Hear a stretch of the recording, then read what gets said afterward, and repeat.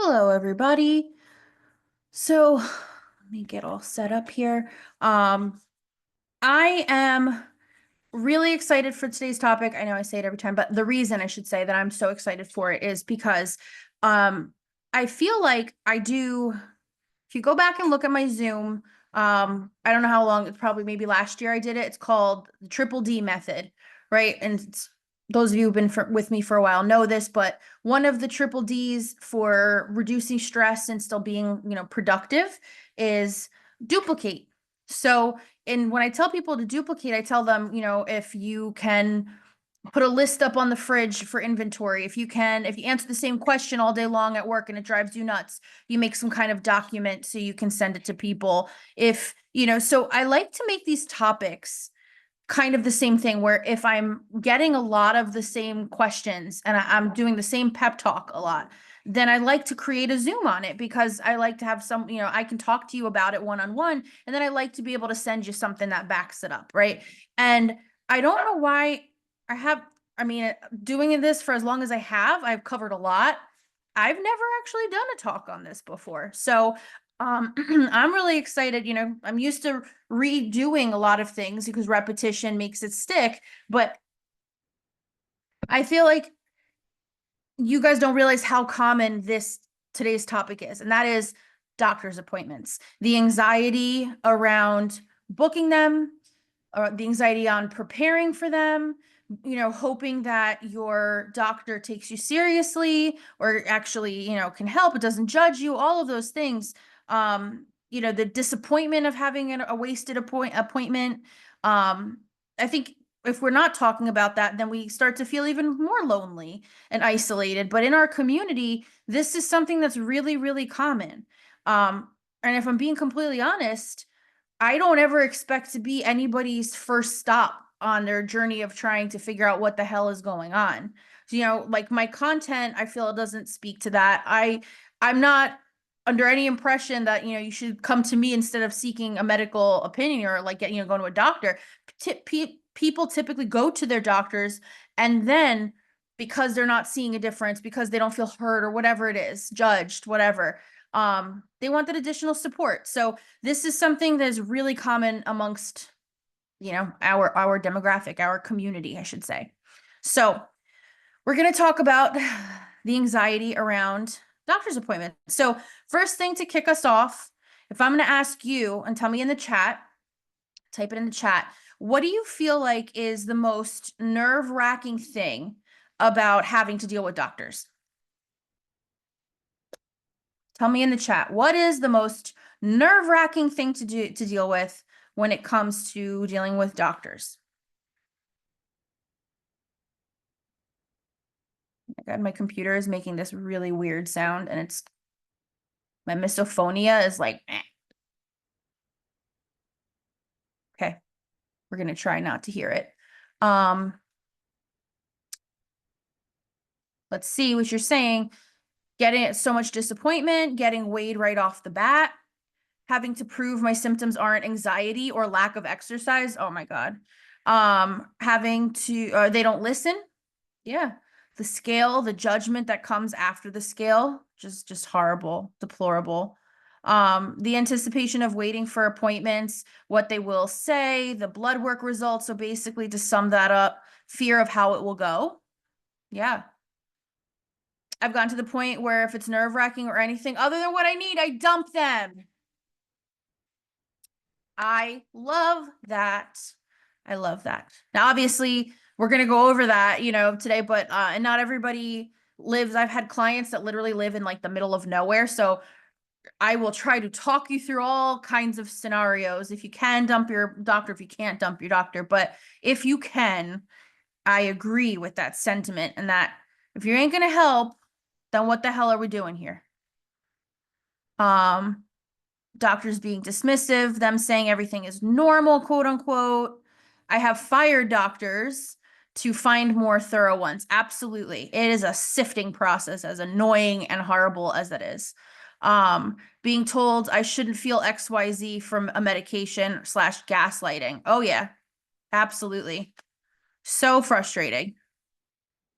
So Who feels the tenseness, even just thinking about or talking about these or seeing what other people are sending? You feel like, oh my God, you know, here we go. We're going to this doctor and we're feeling vulnerable as it is because, if life was but a dream, you wouldn't be seeking out a doctor, right? So you're not feeling well. You're already worried about, what's happening, what's going to happen. There's a little bit of hope there that maybe this person can help you.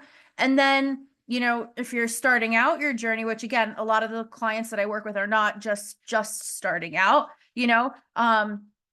you feel like you go there ready for anything, not knowing what's going to happen, and yet you're made to feel like it's all in your head, or it's anxiety, or it's laziness, or it's just some kind of shortcoming of yours, or that you don't have a right to question anything, and all of these things. It's like, who wouldn't be downtrodden? Who wouldn't feel extreme anxiety or absolutely dread going to these places, right? And no one likes feeling hopeful and getting shot down. It's the worst. Disappointment is the worst, especially when the fear is like, what is this going to turn into down the line? You know, my biggest one is come back when you want to get pregnant. When I did put up with, the doctor, yeah, come back when you want to get pregnant, which is just so silly. It's so silly, for so many reasons. But like anyone who's not trying to have a kid, like, your symptoms don't matter, or like the symptoms wouldn't be the reason that having a kid would be tougher, like it's just weird. But I digress. I'm going to try my best to not get side quested today, but this is a topic I am very passionate about. So I'm going to try my best. Okay. The very least, I hope I don't bore you. So let's get into it. Judgment. Okay. So first thing going into it, you are no one, I don't want to say this. No one is sitting here saying, I'm smarter than a doctor. I know more than a doctor. But like, no one is trying to do that. The level of education and discipline that a doctor must go through, there is room to honor that and to respect that 100%. But at the end of the day, you don't have to feel this pressure to go in there and try to hold yourself to, like, don't try to not be nervous. Don't try to be inauthentic. Don't try to know more. And I'm not saying any of you do, but if, like, really think about it, and you're wanting a doctor who's going to be a part of your team. You want to be able to talk to them about things, right? So don't go in there trying to feel like you have to be perfect and put on the perfect show and explain yourself perfectly and all of that, because if you don't, they're going to discredit you. If it's that easy to discredit you where you have to pretend to be someone else, then they never planned on listening to you in the first place. It's not because you didn't mask enough or you didn't explain well enough. It's because you encountered a doctor who had no interest in hearing you explain. There are great doctors out there who really care about working with you. They do exist. Like, this is not an anti-doctor like place at all. But there are doctors who are not like that too. There are people who are egotistical and they have whatever job they have, and then there are people who are not egotistical and they have whatever job they have. There are people who are, I don't know, any quality you can find. People are so multi-layered, multifaceted. At the end of the day, a job is a job. Just because we're going to them at a place of vulnerability and hope doesn't necessarily mean that that's somebody you would go get a drink with and sit and shoot the breeze with. Like, it doesn't mean you two might click, let's say. You know what I mean? Like, this could be anybody, and they got through the schooling and they got through the amount of time it took to become a doctor. But at the end of the day, you are a real authentic person. They are a real authentic person. This is just you, somebody seeking out somebody who has a certain job. Right. So that's the biggest thing to remember. Don't feel the pressure to go in there and prove to them that you know what you're talking about. They're either going to already think that you don't know what you talk about, no matter what, or they're going to care what you have to say. And that's going to be a very evident difference in demeanor.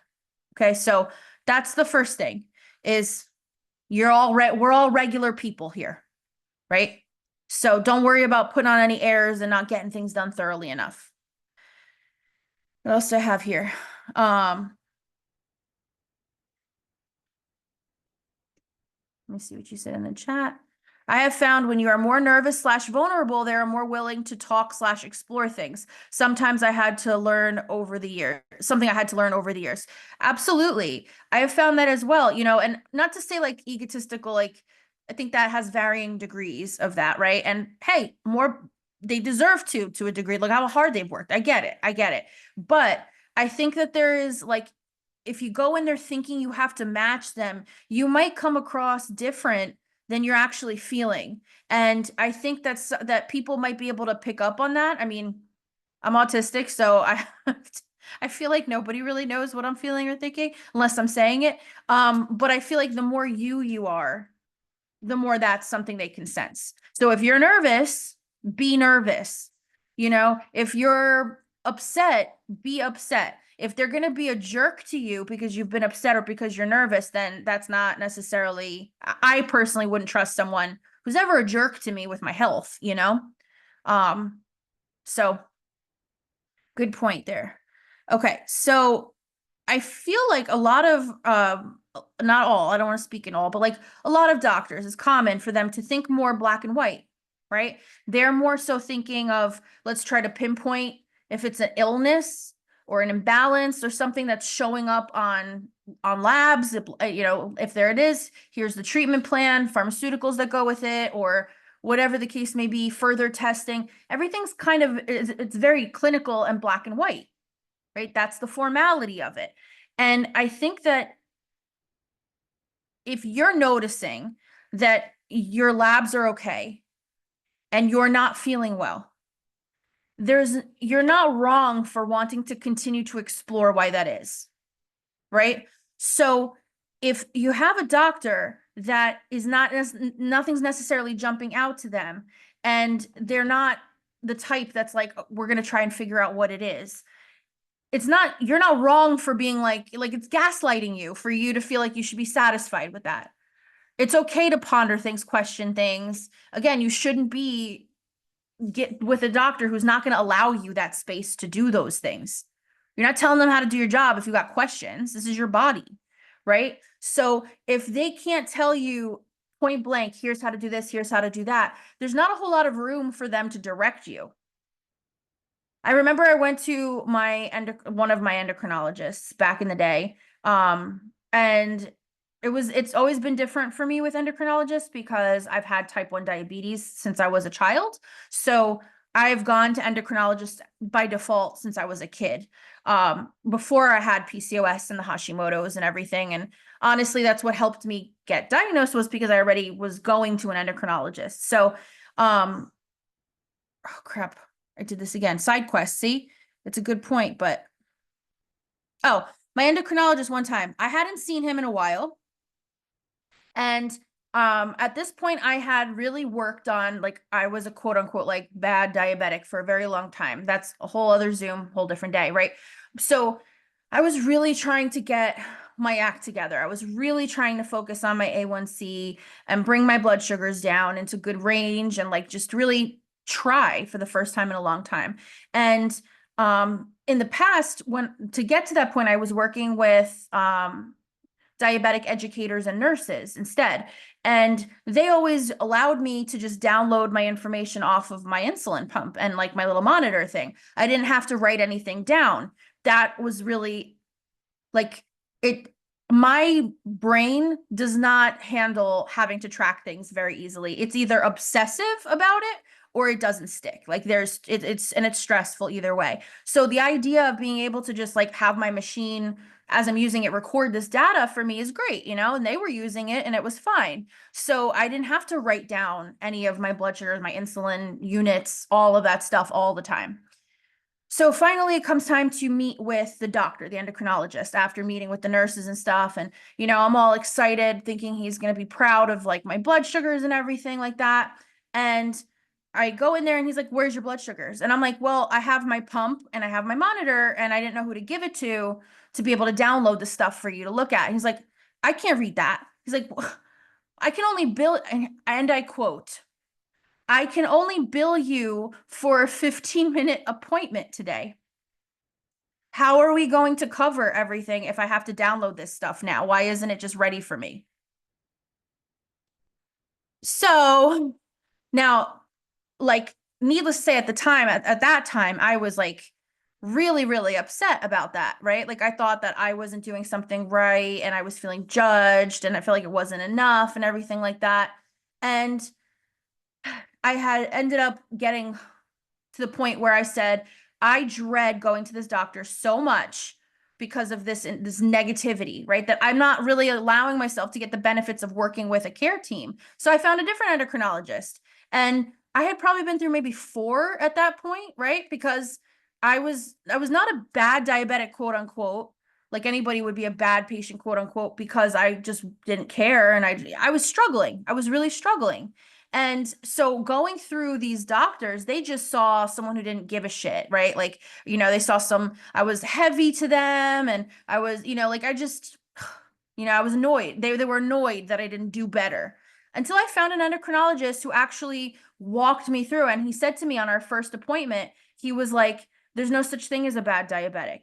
Diabetes is extremely difficult to live with. You've been doing it since you're a child. We're going to get you, into a good pattern so you can live a long life. Like there's no such thing as a bad diabetic. And I just literally sobbed because I had been through so many judgmental, terrible doctors at that point who were thinking in very black or white. Can I do anything with your medicine?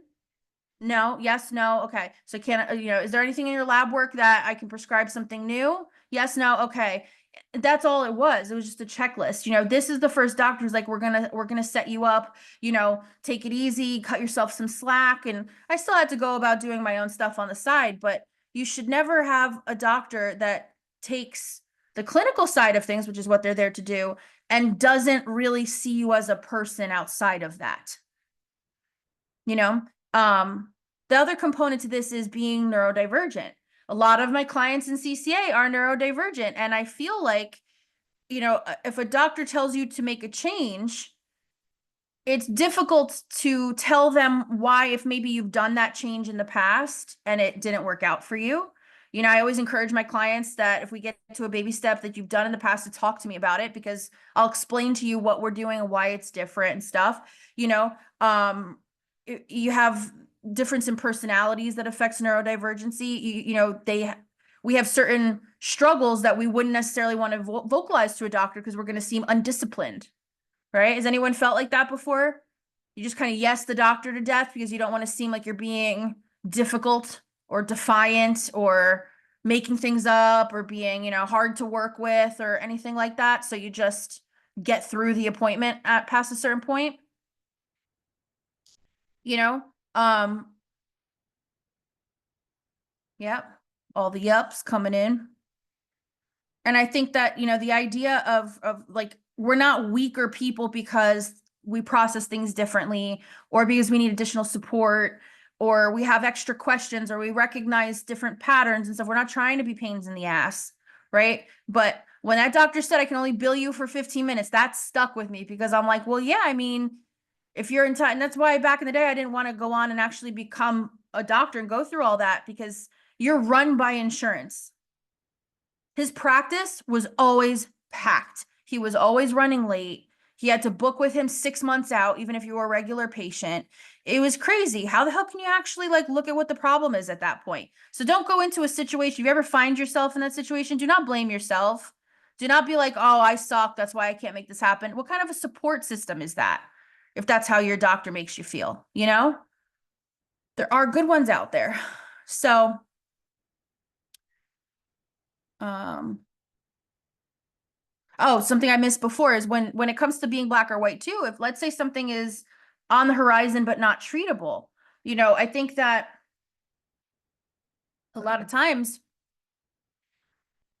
doctors will wait until they can actually give you some kind of treatment plan, whether it's a prescription, whether it's, like I said, for their testing or whatever. So let's say they start to see some things be off in your blood work, especially we see this with like thyroid or insulin resistance and diabetes and stuff like that, subclinical, like then they kind of wait until it's at a point where it is very treatable, which I mean, I get it. They can't prescribe you that thing until it's at that point, but where's the care in the middle? Where is the pivoting? Where is the here's how we help you try to avoid this, or here's how to take care of yourself? You can't do that shit in a 15-minute appointment, you know?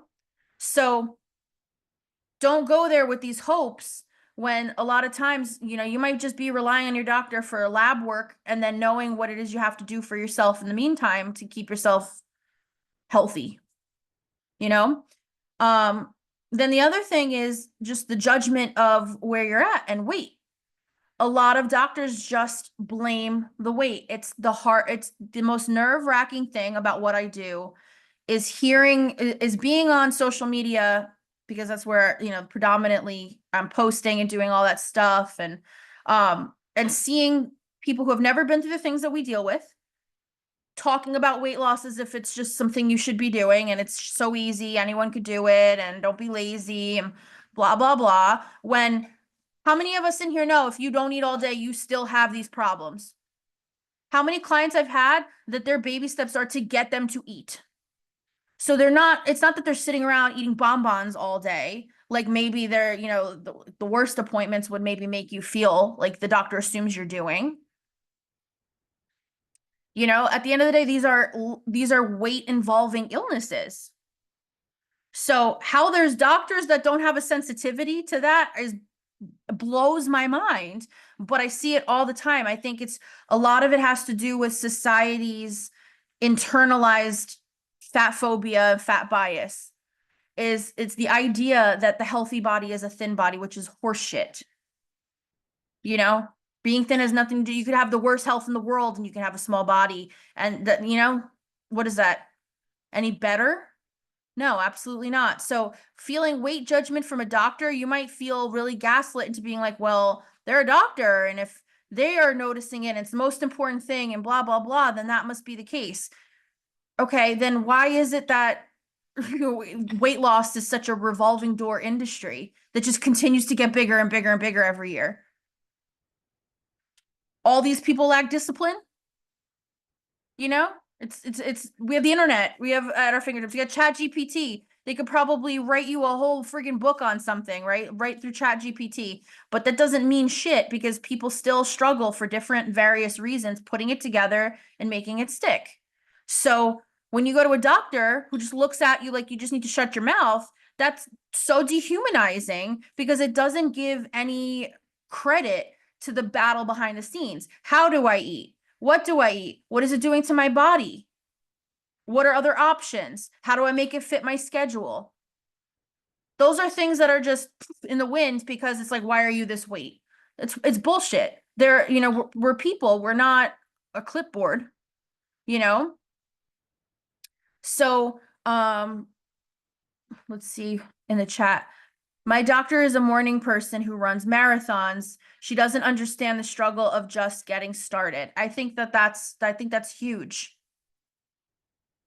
I think that's really huge, and that's not to say, and I know you're not saying this either, but like, just to reiterate, that's not to say that if you're not a morning person, you don't run marathons, that you can't still be healthy. But I think that maybe it makes it a little harder to empathize with the fact that you could be exhausted just getting out of bed. Or if you work a full day and you have low energy, who the hell is going to want to go work out after that? And is that even serving your body best? It's very black or white. It's very all good or all bad. And that doesn't serve people, because if it did, we wouldn't be having the problems that we have. So not for nothing, I think you got to have a special gene. I say this to all my runner clients, because I have a lot of them that literally run absolute marathons, and then they still struggle with this kind of stuff too. And I'm always like, that's a special gene. Like, I did not get that gene. I got the gene where you like deli meat, that whatever gene that is, that's the one I got. But I did not get the marathon running gene. No, that doesn't exist in my lineage. It fascinates me, but it evades me. So the gabagool gene, absolutely. Okay, so here's something that I want to tread lightly on, but I want to talk about it because I keep getting asked about it more and more and friggin' more. So I need to like take a sip of water and stretch out for this one. Okay. semaglutides and peptides and weight loss injections and all of those things. What are my feelings on that? So this is a very nuanced topic. I would love to talk to people more one-on-one about this. If you have questions about it, if you've considered it, whatever, don't feel afraid to talk to me about it. They are rampant. They are everywhere. And there's a few things that I just want to put out there. I don't shame you. You can tell me to go scratch. I have clients on semaglutides, like I have them on Ozempic, and we still work and do things together because it's not the whole answer to the whole thing. But there are some points that I want to make sure everyone knows. They can make an informed decision for themselves or talk to me further if you'd like. So here's the thing. If you already struggle to eat, taking a semaglutide will have less than favorable results. One, it will make you hate food even more. It will cause a worsening of the issues because if you already are having symptoms and you're barely eating, now you're going to eat less, right? It can cause extreme gastric distress, especially if you're not eating. It has a higher risk factor of you developing thyroid cancer as a result. A lot of the weight loss that is happening for people with semaglutides is diabetics are taking a lower therapeutic dose. And at that dose, what it does is it slows down your stomach. So you stop, processing your food as fast. So this way your insulin has time to catch up and break down the food. Because the issue is if you have diabetes or, you have type 2 or you have extreme insulin resistance and things like that, the issue might be your insulin release. So what a semaglutide really does is it slows down your digestion and allows the insulin to do what it's got to do at a more steady manner.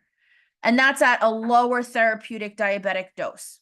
Now, slowing down your digestion can also affect your hunger. So it's going to make you generally not want to eat. When you're taking a GLP-1, semaglutide, whatever, at a weight loss dose, you are taking a much higher dose of that medication. And the goal is that it makes you not want to eat. It slows down digestion a whole lot so that you have zero desire to eat. That's really it. So if you're already I can't tell you how many clients that I've had this conversation with them and I've said, you do you, I will not judge you. I will be here to support you. We have to make sure you don't lose muscle mass. Because if ever you stop taking this medication, which I think it's crazy to think anyone would be on anything forever. With this world, who the hell knows what's going to happen, next week, let alone forever, right? If you don't have muscle mass, which this medication can cause a lot of quickly wasting muscle mass, that's why people just put on the weight and then some when they stop. There's zero muscle left, right? So we're still working on it. I have clients who go and they still get on the medication. That's fine. We're working, we're doing the things we got to do. They don't see results or they're extremely ill. And you don't hear about these a lot online because I don't know if you've noticed that when somebody mentions that they didn't have a good experience on it, you see them get like pummeled by the people who are, enjoying it, let's say. And I think that, on my end, working with people who are dealing with this stuff, I'm seeing like the shame that they're taking on because this medication is not working for them. So if your doctor just out the gate recommends this medication for weight loss and you're someone who doesn't even eat a normal amount of calories per day, your doctor didn't even ask you how much you eat, they're assuming that you need to take it to stop eating so much. Like, I know that's harsh, but like, that's basically the assumption is that they think you need to, so you stop eating so much, unless they're giving it to you for diabetic purposes. Right. So that's something I think that's really important. There's, I could talk about the risk factors, but all medicines have risks, right? I could talk about side effects. All medications, most medications have some kind of potential for a negative side effect. But I think at the end of the day, the biggest thing is it's going to continue to mess up your relationship with food. It's not going to give you sustainable long-term results, no matter what the results are. It's literally proven. They've done so many studies that show it's not permanent. And at the end of the day, people getting euphoric at the idea of barely eating is as old as eating disorders are. That's part of the whole thing is the euphoria you feel and the control and the restriction and the feeling clean and all of that. It's sad we're seeing that at a chemical level, people feeling like I got my life back because of it and stuff. that appetite's going to be waiting for you if you can't be on it. So did it really, you know, there's other stuff to work on. So my opinion on it is I don't want to judge anyone. I don't want to yuck anyone's yum, but I can't help the stuff that I deal with and see. And I would be lying if I said I didn't have clients that we did our program, they went on semaglutide, they stopped it, they gained weight, and now they're back. I have several clients in that boat that are now in CCA again a second time after that whole merry-go-round. So just be prepared. I know it's really tempting. It feels like everyone and their mother suddenly has this transformational weight loss. Everybody online says they have no more PCOS symptoms and life is but a dream, but absolutely everything has its caveats. So just keep that in mind. The number one thing to look out for, though, is a doctor that immediately throws it at you without knowing if it's the best suited option for your life or your body or what you need. Just be careful of that, right? I've had a client who's like literally a size 8 and her doctor's like, you should go on this, you know, and it's a pretty harsh medication at a weight loss level for that. So just keep it in mind. It's very heavily pushed currently, which is interesting because that is a whole other tangent. I'm not going to even go there. It's very interesting how people are destroyed online when they put out something negative about it. You can't say a word. You can't say a word without people being like, you just saved my life. This saved so-and-so's life. This is the best, blah, blah, blah. And it's like, okay, but should I not be vocal about my experience with it because it's different than yours? It's really scary. Like people are very intense about it. So it leads a lot of people to believe that it's all good. And everything has its downsides, everything, you know? So like I said, I am happy to speak with you more one-on-one about your particular situation. There's nuance to this, like I was saying. So it is not a one-size-fits-all thing. I'm very sensitive to that. I'll never judge you or try to persuade you to do anything. I'm just try to give my informed opinion on the topic. So, okay. An action you can take when you're going to your doctor's office, if you're nervous about that, even if you're like, I don't even want the topic to come up, you know, I don't want them to talk about my weight, or I don't want them to just offer me a weight loss med or something like that. Start the appointment off with this. And now here's the thing. When I tell people that I tell them that I don't want to know what my weight is on the scale, and I don't want any weight talk. I am very firm about it without being nasty about it. Like I'm not like aggressive. Basically, they'll take me back to the scale and I will say, I'm going to get on backwards. I have a history of eating disorders, so I don't want to know what the number is, please. That's it. You know? Or if it's like someone who's like super bubbly, I try to match their energy. Again, probably autism, but where, you know, I try to match their energy and just be like, hey, please don't tell me the number. I'm getting on backwards. I don't want to know.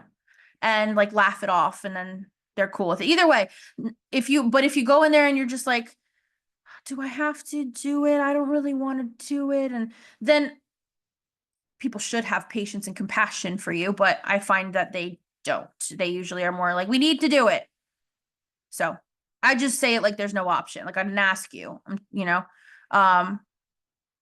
So, and I'm probably doing it with a little more attitude than I normally would when I'm in front of them to you guys on the computer now, but there's no need to be like, wow, I'm not gonna, don't weigh me, you know, like no one's asking you to do that. That would not be effective, but you can just tell them, just be straightforward, you know? And then, when the doctor comes in, this has been in the past, I've done this where I've said to them, I'm like, hey, they're like, how are you? And I'm like, oh, I'm good. How you doing today? I'm like, I'm good. Before we start, I put my hand up, you know, not in their face, like, but like just for myself, you know, I put my hand up and I'm like, just before we start, I want to make sure that we're not going over anything weight related. I'm doing stuff. I'm doing what I need to do. I'm not here to talk about my weight at all. And then that's it. Then they know you're aware. They know you're doing something. They're not going to push, typically. They often, you know, I've heard of them still pushing, but in my past, I haven't dealt with someone who's given too much pushback with that. When I went to my annual physical, the staff doing my vitals had me go on the scale backwards without me saying anything. Wow. It was kind of nice, even though I asked for the actual number. I have no idea what the number is. I don't know it because I'm not like, how do I want to say this? Knowing what the number is isn't going to change how I'm taking care of myself. I'm taking care of myself in a way that's going to help me feel my best, that I know gives me the least amount of flare ups. Like that's going to continue at whatever weight I'm at. It's not like I'm going to see that number be higher and be like, oh, I got to change what I'm doing. I already know that I'm doing that. Like if we're waiting for the number to be the motivator, then that's always going to be an inconsistency. But if we're just like, yeah, I'm going to do what I'm doing, like, then I don't need to know the number because I know for myself, it's just something that I'll have to spend extra mental energy having to work through when it's not going to do anything knowing it. You know, I'm already there trying to prioritize and take care of it. The weight will follow. Knowing the weight, the number on the scale, if you're like, well, how do I know the weight will follow? Well, you're not going to know it anymore by just looking at the scale, not that, Gabby, that was a tangent from your comment, not that it's in response necessarily to how you handle it. I don't even walk to the scale. I give them a number and sit down in the room. My doctor finally asked me why I won't let them weigh me. I guess they're writing down my refusal. Good, let them. So silly. I mean, or maybe they might be asking you because maybe they're checking to see if you have a history of eating disorders. That would be nice if they were trying to make sure of that, but who knows? They always shout out my weight and not my blood pressure. I'm like, can you just give me my BP instead? Truly. I always ask for my blood pressure. I'm like, where are we at? Especially now. I asked my blood pressure to make sure I didn't have a white coat anxiety moment. Yeah. I will also ask them to take it manually. That's also huge. You can have totally different readings, as I found out, from the electric one versus the manual one. Oh, cool. I wanted to know the number and the difference in numbers between PMSing and not PMSing. That is cool. It's cool to see, just to be like, oh, look at how I'm retaining, people think it's crazy. I went my whole pregnancy not knowing what I weighed. I mean, it exists somewhere. Like I know when I get back to whatever my body's supposed to be after this whole process, I'm gonna go to the doctor and ask them what it was at the height of it, just to see. It's cool to see. At that point, I'm like, that's pretty crazy that bodies do that, But I didn't want to know the whole time because the hell's the point? So it's just a day ruiner. So yeah, the right doctor, I think it's important to remember you can ask them questions and not feel like you're insulting them. That's the biggest thing when it comes to, because how you advocate for yourself, what kind of labs you want or questions you have or anything like that, it's going to be very personal to you. And you and I can talk about that one-on-one. But the biggest thing is if you don't have a dynamic where you feel like you could ask them questions or for an explanation or suggest something and know that you're not like insulting them to do that, they're not going to take it as a personal affront. I think that's huge to have. Huge. My endocrinologist too, when I was pregnant, I was having extreme insulin resistance. Like the insulin I was taking that has been good for me for forever, because I've been doing this forever now, was not even touching my blood sugars. Like I was like, I might as well have been taking water at that point. So I researched and I found an insulin that is double potency. So because the problem is I only get X amount that I can put in my pump. And I was running through pump sites because I was emptying those cartridges because I was using so much insulin. So I figured if I got the more potent insulin where it's double the potency, then I would get 2 times as much usage out of the pump that I had. And then maybe because it's a little more potent and stronger, it would do the job. And I told my doctor this and he was like, that's a great idea. Sure. If it wasn't good for me, he would have said no, and here's why. There have been things that I've asked him about in the past, and he's explained to me, no, here's why I wouldn't suggest that. And then we have a dialogue about it. He explains things to me, and it's like, okay, that's fine. I think as two adults, why not have a conversation about it? If you have a doctor that's like, no, that's not, you don't need that. and leaves it at that, and like gets insulted because you suggested a different kind of medicine that you found that seems interesting, like with no reason why or no anything, it's just like pissed off that you dared to ask. Is that really, I mean, who knows everything, you know? Two heads are better than one. What the hell's that? So you're not telling them like I know more than you. You're just like, hey, would this be a viable option? So if you're with an egotistical doctor who won't even entertain that kind of dialogue, it might not be the most helpful. If you feel judged, they're not the right one, like we were saying earlier, right? If you feel like you can't express anything to them without them treating you like you're a moron, don't waste your time and your copay. Just absolutely, if you can relocate, of course, you know.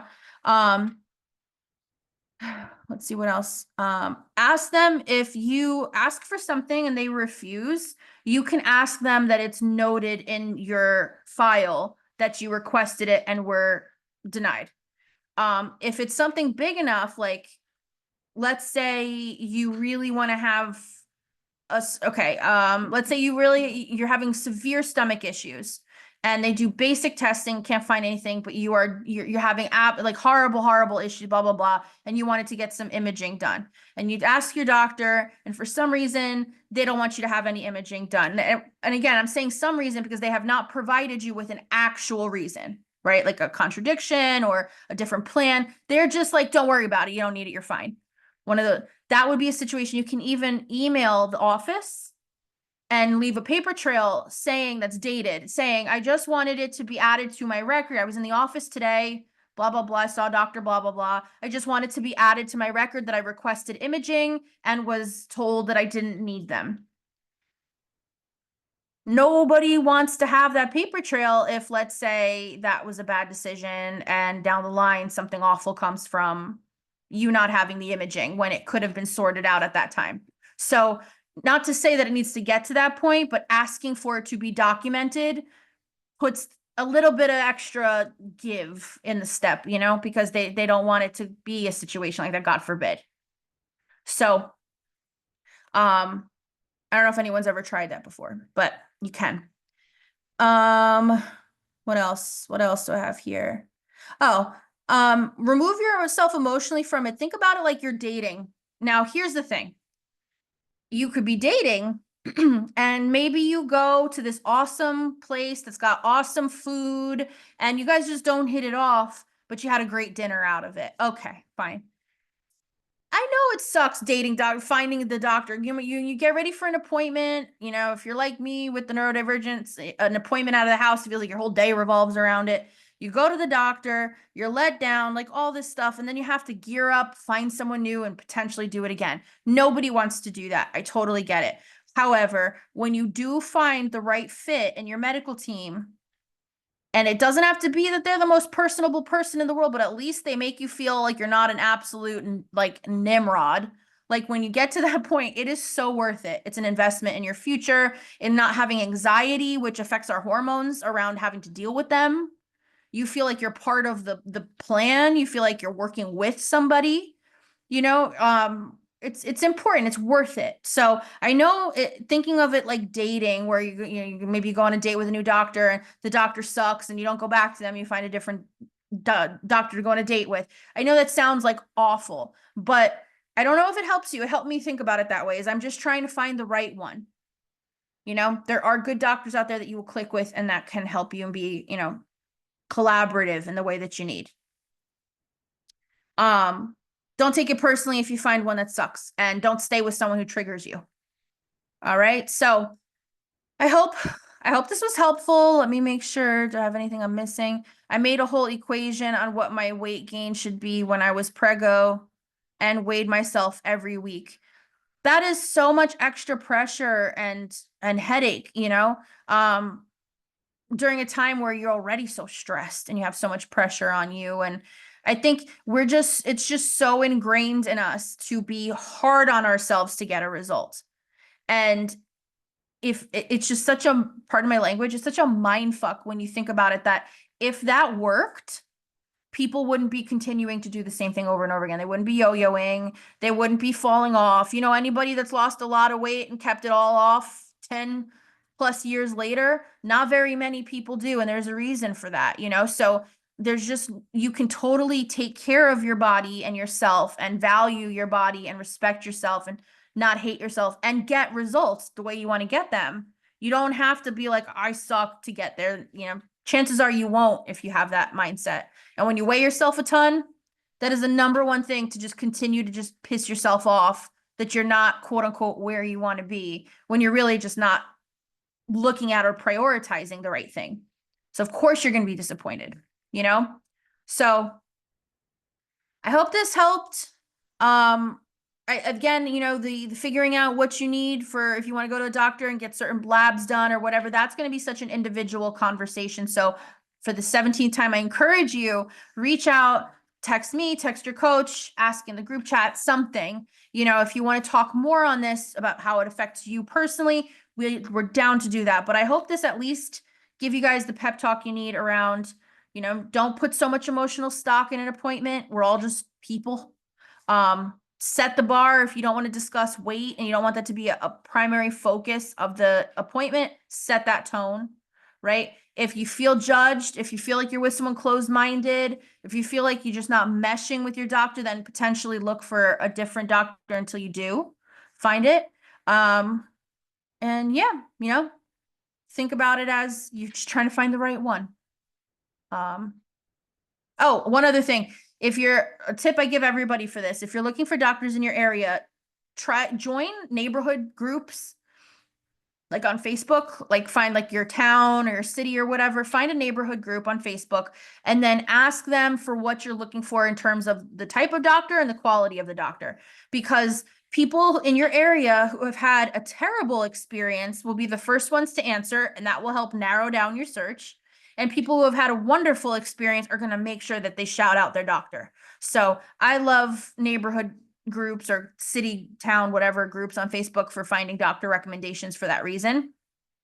I will be super thorough when I ask about them. I'll be like, I need a doctor who is thorough, doesn't rush me, listens to me, answers questions, and you know, I need a rheumatologist, an endocrinologist, whatever. And people will typically give you their input, which is really helpful in my opinion. So yeah, okay, that's all I got for you guys. I hope that this was helpful. Let me know if you need to chat about it further, and I hope you all have a wonderful rest of your evening. So, bye.